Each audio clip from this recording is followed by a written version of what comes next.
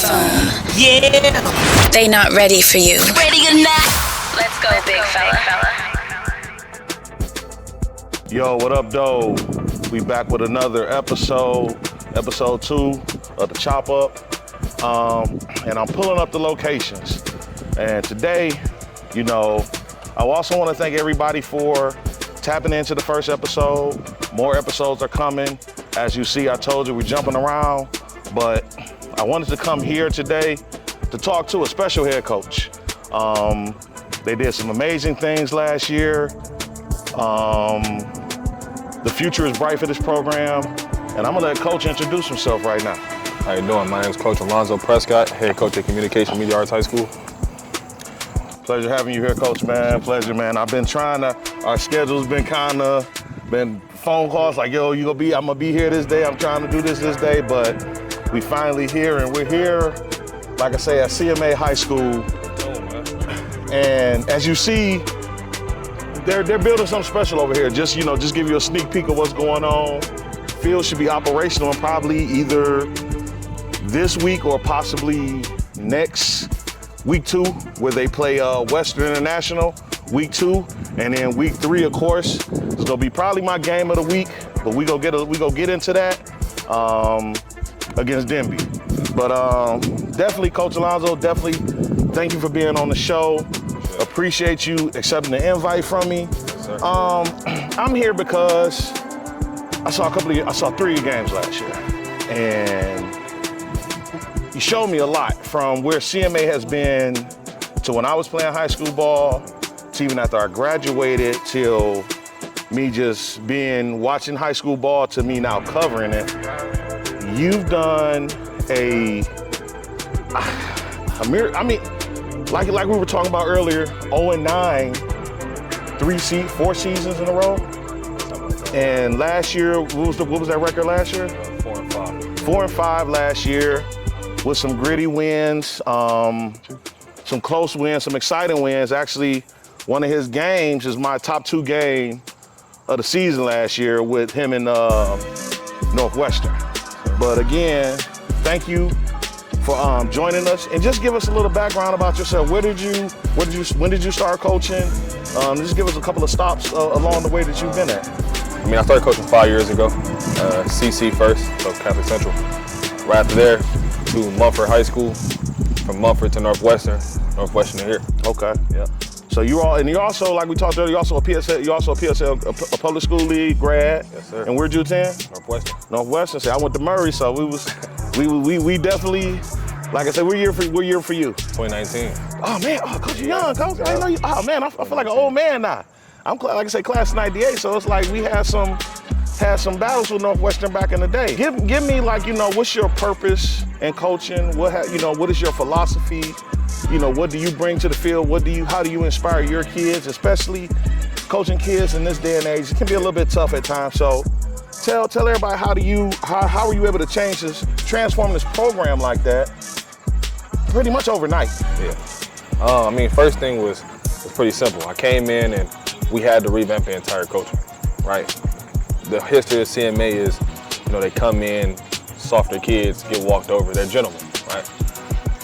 I had to show them that it's okay to let loose sometimes. Facts. It's okay to have passion when you play the game. So coming in, like I said, I wanted to show my boys how to do this the right way. Okay. So getting in, having guys who've been on this team for 3 years. A lot of the kids who graduated last year are playing college ball now were on the team since freshman year. So when I got them in and had to show them it's okay to, let loose a little bit. Right. You ain't got to be so tense about the game, have fun with it. Get out there, play hard, play physical. Right, that was a brand of football people weren't used to seeing from us. No, definitely. Yeah. It definitely wasn't a brand I was used to seeing. Yeah. So give us a couple of them kids that are in school right now. Yeah. Give a couple of where their landing spots are right now. Dejan Calhoun, he was All-State last year, All-Region. Defensive end, he's over at Wayne State. Okay. We got Christopher Fulmore Jr., he's at Bluffton right now. Kid was, like I said, our bread and butter, captain of our team. He's been a 3-year captain on this team. So coming in, I wanted to revamp. He came in, he bought right into the system. Day one, no questions asked. We got guys, Curtis Martin, he's not playing football, but he's running track up at Michigan State right now. Good deal. Yep, so, like I said, one of those kids where parents, great support system, great kid alone, right? Kendrick Blunt, he's up at Western Michigan right now. So he's not playing ball up there, but he's up there. As long as they're getting into school by any means necessary, and at the end of the day, you're not alone just coaching kids, you're putting them in school as well and giving them some life lessons. So for you to come in and be able to do that with these kids this soon, that's a testament to how you were coached and some of the coaches you're coaching under, learning from them. So I'm gonna take a little rewind before we fast forward. So first time I saw y'all was against Central. Yes, sir. And y'all were giving Central fits. That first game, that game I saw y'all, and running game was moving good. It was my whole thing was if they could pass a little bit more, they would be a team to look out for. And like I say, Central got the best of you. They were experienced club. Yeah. But I don't think they were planning on that type of game. For sure. Another game that was a game I think y'all should have won. And you already know what game I'm probably talking about. CMA and Cody. That game, y'all were smacking from day one. From the opening kickoff, both teams were hitting. It came down to a goal line, like about fourth. It was It was before overtime. Yeah. And I was always wondering. I was like, I could have swore y'all had a timeout left. And I'm sitting on the sideline. I'm sitting in the end zone. Like, they got a timeout left. Why coach didn't call a timeout? Yeah. What was going through on that? What happened on that game? The official came to the sideline and I said, hey coach, or hey official, let me get a timeout. He told me we didn't have any. He said, hey, you're out. I knew I used two, so I knew I should have had one more. I knew you used two. That's one of the things that we can't really dwell on. Like I said, if we minimize mistakes, they never score, right? Facts. If we just do our job right the first time and stop leaving it up to the officials to get us out the game, we would have had it from day one. But it's something we lived and learned from. Like I said, they know when they see us again, they know what they get. So when I'm sitting there, I'm like, I know they had a timeout left, and I couldn't figure out and like I said, you've been coaching a good game. I'm like, I know he's not gonna let a blunder. And it wasn't even on you. It was just because I thought literally you had a timeout left to win that game, and I think because it was like 10 seconds left. 10 seconds, we get down to the 8. We have a timeout. I tried to call the timeout. He said you don't have any. That's one of the things you can't sit there and argue about it. You got to play football. So we got out there, we got to the line. We unfortunately didn't get it, but something that we learned from try. I say this: everything that happened to us last year is something we need to learn. And that's a good thing. And I think that prompted y'all for my next game that I was at when y'all played Northwestern. Sir. Another one of them games where I was telling myself again, hey, even with that Cody game, it was like they couldn't complete passes consistently, and I think that's what was hampering you that game. And it was like you got to the Northwestern game, and y'all were going back and forth.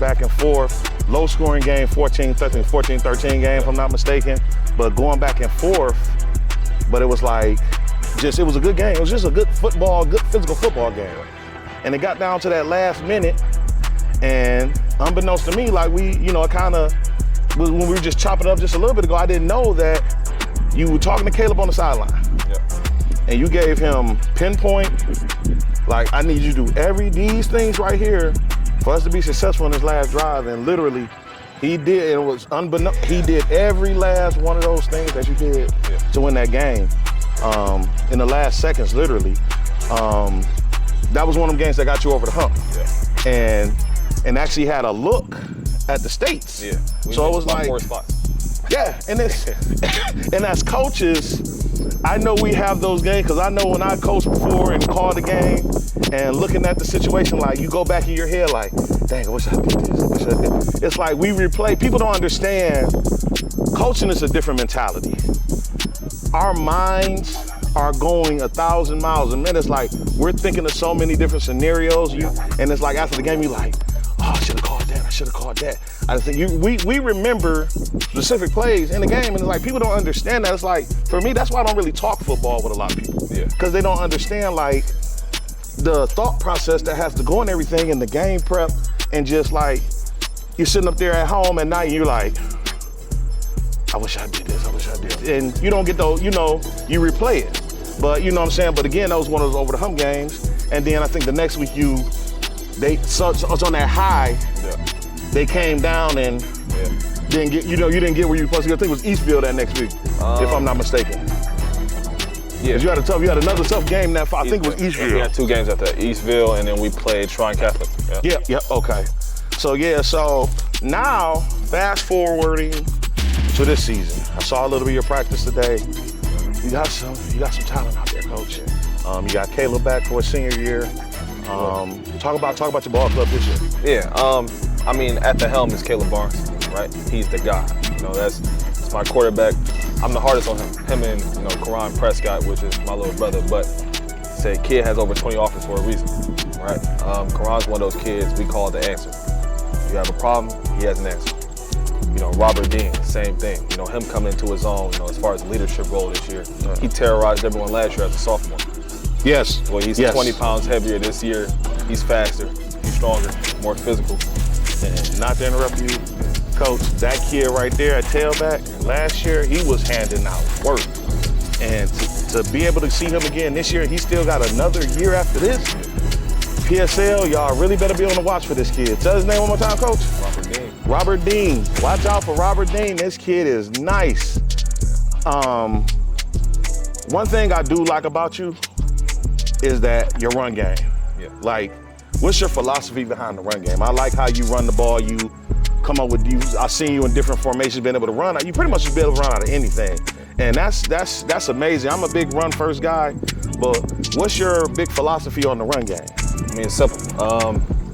We play the numbers, right? So any look I can get us into where the numbers favor us is what we're going in. Facts. Right, so if we're playing a team that loves to stack the box, I'm gonna come into something that can spread you out. And then, like I said, we like to hit off tackle. We love the zone schemes, inside zone, outside zone. We're a big gap scheme team too, so that was something that we didn't get to show a lot of last year. I didn't see a lot. I didn't see a lot of pulling. I did not see a lot of pulling in y'all games last year. So we brought that into the fold this year as far as our big gap scheme. But the biggest thing was you got to have the pieces, right? Facts. And building the pieces. People think because we're in the PSL, these kids aren't as big as everybody. I hate to say it, we play everybody. Cody and Northwestern. Everyone has players. Everyone has talent. That's the biggest thing about this division. So how do we showcase that talent? The playbook can't be the same year after year after year. It changes with the players. Facts. Right, so our offense this year is completely different from what you saw last year. Okay. Because our players are different. Different, yeah. Right? What we can do is different. So, I mean, that's all it is to it. Play the numbers, put our guys in the spots to make plays. And then when they do make plays, celebrate it, man. That's what's up, man. That's what's up, Coach. Like I say, definitely, I appreciate what you did. I appreciate what you're doing for these kids right now. Like I say, it's a story that people got to hear about. That's why I've been wanting to talk to Coach. He was like, I wanted to make sure he was on in one of my first shows when I decided to do this, because it was like I was just looking at it. Like I said, I could watch your games, and I'm like, Coach, this man can coach some football over here. Like, appreciate it. To see, people, I don't understand. 0-9 for 4 years, and he comes in and takes them they were literally on the cusp of a state bid. So, that's good coaching right there. That's great coaching. That's just great coaching and understanding, knowing what you have.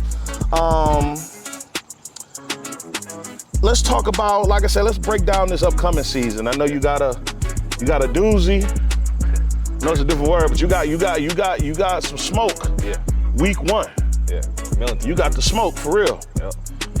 Millington, Division 7 state champs, right? They're a tough ball club. Every year they're in the state runs. Every year they're in the semis. So they're not a team that misses. They're not a team that reloads softly. They reload with guys who can play football. So this year, we needed a week 1 after some stuff moved around and some people pulled out. We had to find a game where we can play somebody early, somebody that can give us good work. First team that answered the call was Millington. They said we'll do it. I didn't want to shake anything. Like I said, we love to smoke. It is what it is. Again, it's a term I use in my last interview. Iron sharpens iron. For sure. So if you have a chance like this year, y'all have a chance at actually making it to Ford Field. Yeah. The way the teams shaping out and teams that have graduated players, new players in a lot of teams. Because one of the another big test for you will be week 3, which 9 times out of 10, well 10 times out of 10, we gonna be here. Yeah. It's gonna be CMA and Denby. It's kind of, so that game goes to Ford Field. It's just, that's there. Because it's the way it's working out with the way certain teams got to play certain teams. Yeah. If you can handle what you're supposed to do, it's go knock out one of them teams that are normally up at 1 and 2 right now. Yeah. You know what I'm saying? There been my 1 and 2 teams last year, but you have a chance. And I know, like I said, I know Coach Carr and them gonna be ready. Coach Mose, they're gonna be ready. I know you gonna be ready. And that game, it was like when I talked about that game in the Southeastern game. Yeah. Like that game to me right there is kind of Southeastern game from last year. Like it's one of them games that can probably come down to the last play of that game because both ball clubs are coached very well. Yeah, I mean, I love to say this, Coach Carr and Coach Mobe took me under their wing, right? When I first got into this game, it was hard, get in contact with coaches from other schools that set up 7-on-7s in the off season and get good work. Coach Carr and Coach Mobe never gave me that problem. Any day we need to go over there to get some work in, hey, come on, right? So for me, that was like an early Christmas present. The moment I saw that schedule, first meeting, I'm like a kid in the candy store. I'm like, oh yeah, we got you. Our kids are close, they're friends. So, people think, Denby and CMA, we're rivals. No, we're almost like family. Right. So to us, it's more than just football. To my guys, it's brother versus brother. Fact. It's family versus family, right? We always say this, in this league, we all we got. A lot of people aren't pouring into PSL how they're not, man. Right? So they're not. We get out here, you get good people around you that can push you to be better. Yeah. We're already looking at it like, East side, West side, David, Goliath, we're ready to go. Yeah. So I know that game's gonna be something that we fight all 4 quarters and may the best team win that year. And I'm gonna back you on that with Coach Carr and them. Like they want to get their kids all the work they can. And I don't get how some coaches run from that. That makes no sense to me. Yeah. Like we're trying to get better. Like that's the only way we're gonna get better if we're pretty much helping each other out because, like I said, we make it to the States. We gotta go on our own path. But if we're getting all this work in off season, going into the regular season, that's gonna help us. Yeah, they love work. Down the line. They text me in 7-on-7 season and said, hey, we play each other during the season, but how do y'all feel about work? We'll be over there. Don't worry about it. Oh yeah, that's the one thing I love about Coach Carr, man. He, like I said, him and Coach Mose, man, those are my guys, man. So I love that they opened the door. Even when I was about to get back into it, they already opened the door to me. He's like, you already know you got to pull up. I'm like, I already know we on. But, you know what I'm saying? But again, Coach, pleasure. For sure. Again, I'll definitely be, you gonna see me over here a few times this year. I already know that. Like I say, your ball club has progressed. Sure. Like I say, so from it was year 1, now you in the year 2. We're looking at a winning record this year. We're looking at what's the gold division, right? Is it the gold division? Yeah. We're looking for a gold division spot down in Ford Field. Yeah. And it's obtainable because you got one of the key, you got one of the key concepts to get there. You have a senior quarterback. Yeah. If you have a senior quarterback, I believe you have a chance, and with you having that gives you, that definitely puts you a step ahead of a lot of teams and getting down to Ford Field this year. Sure. Because man, I appreciate you pulling up on for me. I pulled up you on like I say, the chop up. Forget everybody, like, comment, subscribe, man. Subscribe to the YouTube channel. The more y'all subscribe, the bigger I can get out there and just push PSL football. That's what I'm here to try to do. That was my goal last year. That's what I'm continuing to do this year. And again, I wanted to highlight a special coach because I like seeing good coaching. I've seen games where I've seen some horrible, just bad coaching, and it's like, so I appreciate guys who take the time and know the game and know how to make adjustments. Like, what are we doing out here? Like, I'm not about to get in my coach speak now, but again, thanks, Coach Zoe. This won't be the first time I'm here. It's gonna be more to come with Coach. CMA, hopefully I can get a couple of guys. Hopefully I can sit down with Caleb as well too. Sure. But again, thank y'all again for tuning in to the Chop Up. I will see y'all next episode. Another episode dropping next Wednesday as well. This episode will be dropping this coming Wednesday. So again, appreciate it. I'll see y'all next time. Peace. Foam Posit.